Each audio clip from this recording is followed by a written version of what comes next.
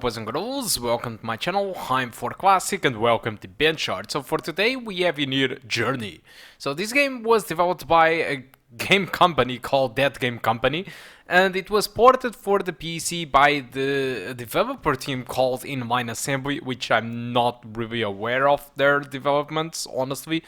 But still, they have done a really good job with the port. This game it is using the Fire engine. This engine have been used in a multitude of games back in the day, and it is pretty much the foundation of a lot of other games engines like the Ego engine.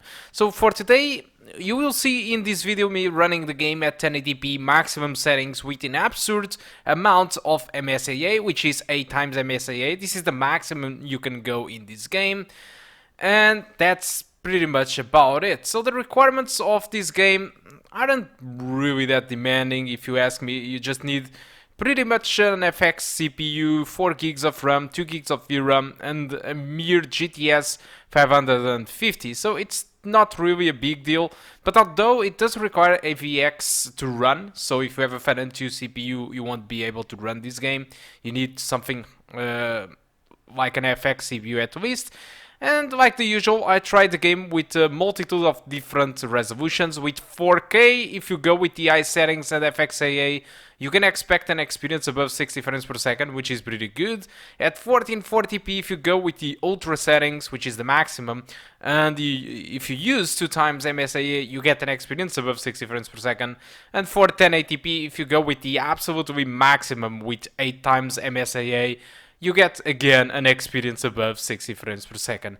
At 4K, if you go with Ultra, even by using FXAA, unfortunately you will stay around the 50s. It is still awesome. I mean, it's actually awesome if you play at 50 frames per second, but I think that playing at 60 frames per second, it is the real deal.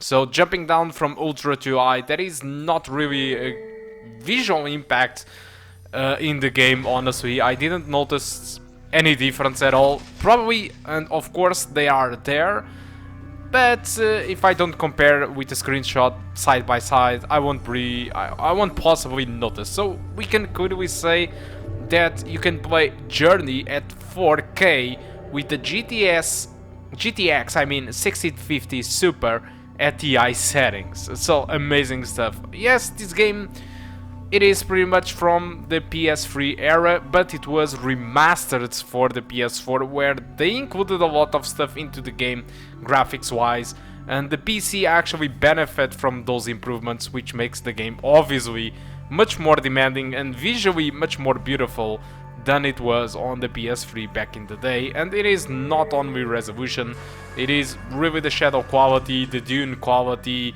the sun reflections, and you know, the sound quality changes a lot between the PS4 version, PC version, and also PS3 version. So it is a big improvement, and I'm honestly very surprised how good it runs. So if you want to get this game, you can get this game. Unfortunately for now, it is only available on Epic Store.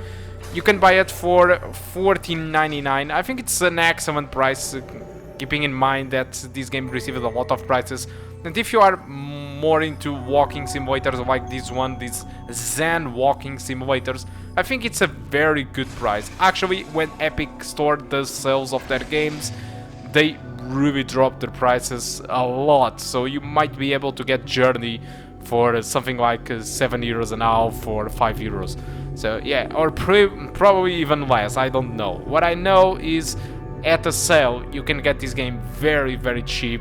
But if you really want to play Journey, I think that $14.99, it is really worth it, and all the people just say good things about the game. So if you like Zen walking simulators, this game it is definitely for you. And if you want to enjoy it at 4K, well, it is possible at 60 frames per second. But like the usual, I'm trying it at 1080p, and it is absolutely fine, obviously, as well, with maximum settings.